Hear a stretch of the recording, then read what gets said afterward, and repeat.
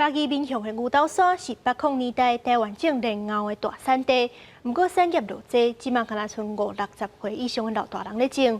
导演热力滚用3年，拍一支纪录片《目叶的手》，记录即寡因为乌莲藕种头啊乌甲拢变形的做事人因生活的点点滴滴。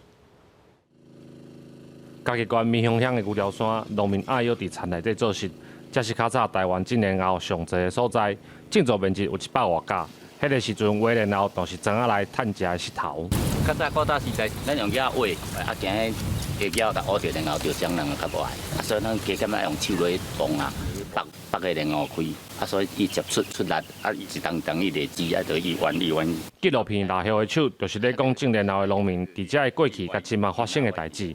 导演希望透过影片，让大家了解庄仔来目前的状况。国发会的一个统计全台湾有134个乡镇濒临极限农村，咱当然的故乡有这个地名，内底无人，你找无恁兜伫倒位？我感觉这足悲哀的呢，所以我感觉讲，这部纪录片一定要有全国的人看到。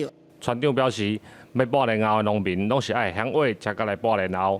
因为实在是请无工，所以到即阵桃园苗栗较晚收的莲藕，嘛是庄仔来的人上北去斗收。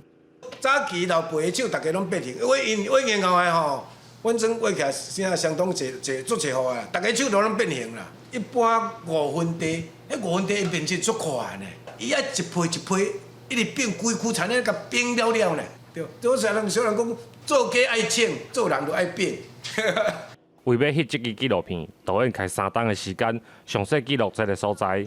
制作团队就表示，这一项一项拿辣叶的手，背后有偌辛苦，一般人无法度想象。记录的工课难度嘛加较悬。要行吼，足歹行，因为迄拢落古霾啊。你阁袂使踏着因的莲藕，阁定爱刷位吼，找无共的角度，所以迄个困难度就比一般拍一般的片较困难。